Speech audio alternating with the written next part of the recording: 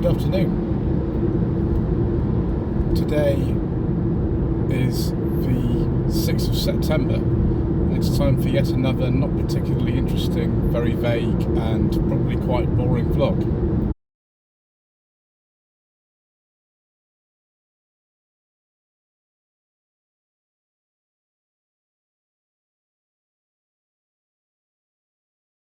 So I'm on the North Circular. I'm actually in East London, heading towards somewhere near Heathrow Airport. So it's an interesting undertaking today. I've been doing a job for a client, following on from last week's very vague vlog, funnily enough. Different part of London this time. The client lives in Bermondsey, but it's quite hard to find dealerships actually in Bermondsey, so I've been down to a place in Beckton. One of the things that I definitely had to do when buying this Volvo was make sure that it was compliant with the artificial emission zone, and of course it is since 2006, so that's fine. Most of my jobs actually that I do these days seem to be still in London, even if we haven't lived in this area. We just live in Epsom since 2019. Like the job I've done today, a lot of it is repeat business, and in 2018, before I started my channel, I sourced a 2015 Seat Toledo for someone who had just been recommended to me, and it turns out that although the Toledo's been fine, he's not had too many issues with it. I think he's had a new battery on it and also some brakes and things, and the rear wiper motor just packed up. He just feels he needed a bigger car.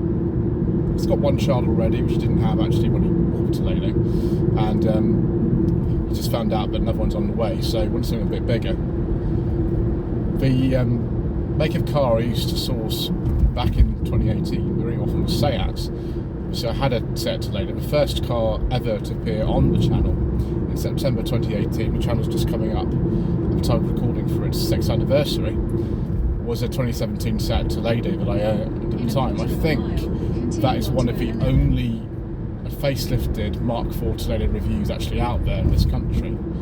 The other reviews you'll see are actually the same car that I owned on other channels, which is really funny. Nobody really bothered to view the facelifted one when it came out in 2017, because it was very similar to the pre-facelift one. And the 2015 one that I got from my client in 2018 is a pre-facelift one. It's a 1.2, I think an SE, which is a normal one. Yeah, it's been fine. They're not the most exciting cars, but they do the job, and they do tend to be reasonably dependable. They're exactly the same car as the Skoda Rapid. They're the same car, apart from some badges and some trim differences. So they do tend to be pretty good. You've got to make sure you, I think on the 1.2s like this one, there is a timing belt to take care of. Apart from that, I've not heard of too many other issues apart from the rear wiper, which just happened yesterday. So he asked me to get something different for him, and we started off down at a dealership down in Kent today, seeing a 2016 Kia CLXIII. These days I've moved on from sourcing a lot of Seats to more sort of Kias and Hyundais. I tend to source more of those these days. But I do a lot of other things. I've sourced Vauxhalls, Subarus, Hondas, loads of things. I'm not that fussed as long as the client's happy, and I don't recommend them for something that's not good.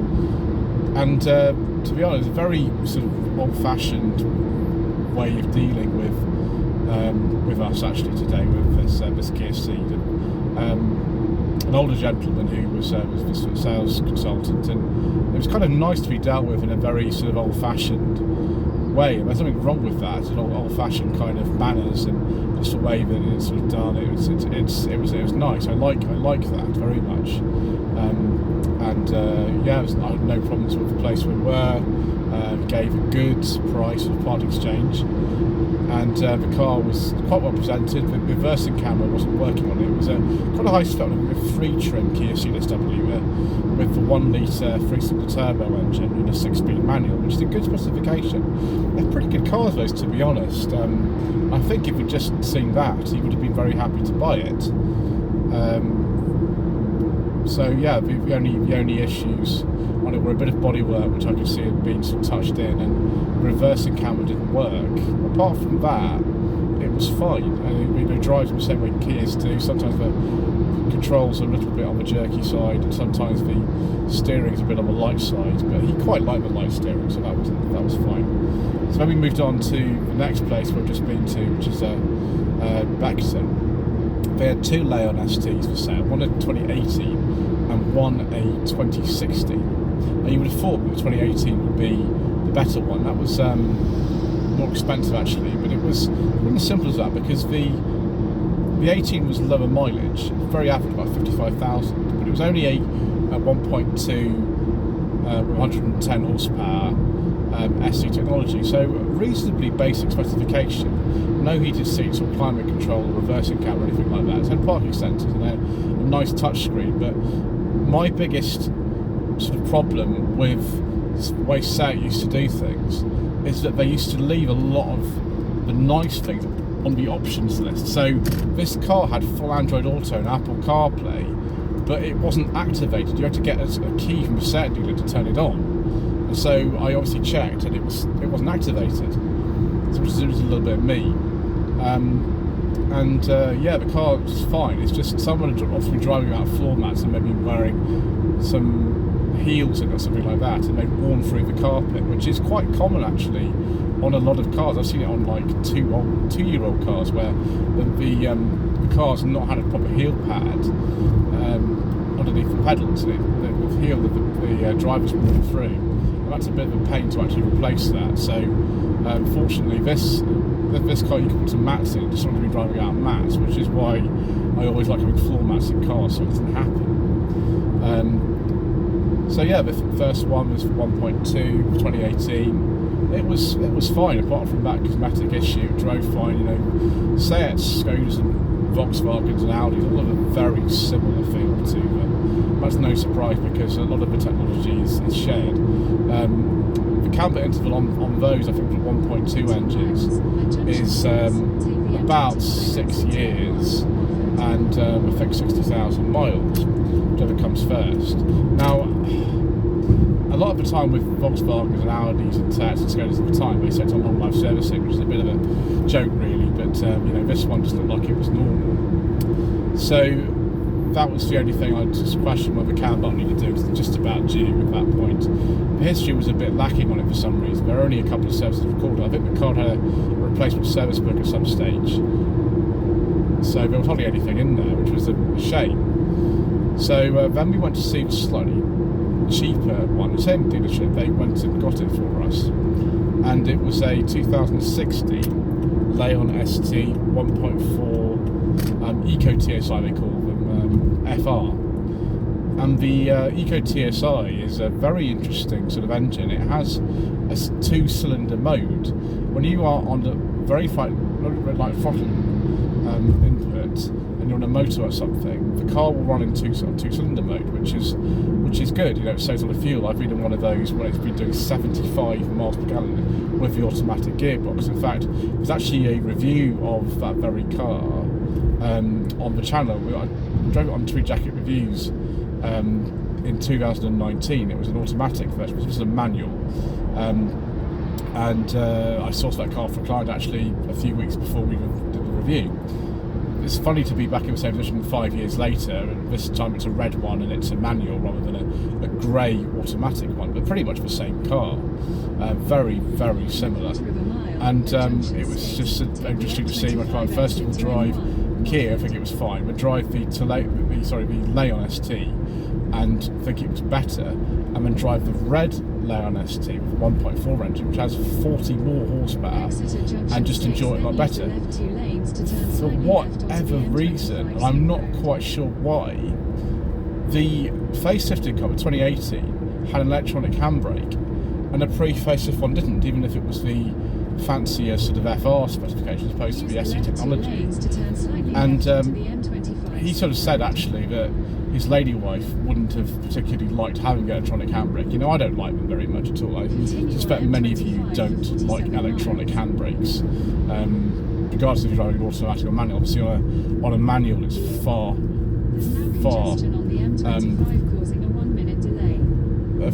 Far more annoying than a normal handbrake following moving service. So he managed to cope with the one with the electronic handbrake, but he said, you know, it's better to just have a normal one. So this earlier car with the smaller entertainment system, but actually with Android Auto and Apple CarPlay working, praise the Lord, he preferred that. Different driving modes, the extra power, you can drive it a bit faster if you want to, you don't have to, you can leave it in the eco mode, that's fine. And that's what he went for in the end. I said, you need to make sure that cam belt's been done, because I think it's actually 5 years and 50,000 miles on the 1.4 engine, to make sure it's been done. And also, those engines do suffer from carbon build-up.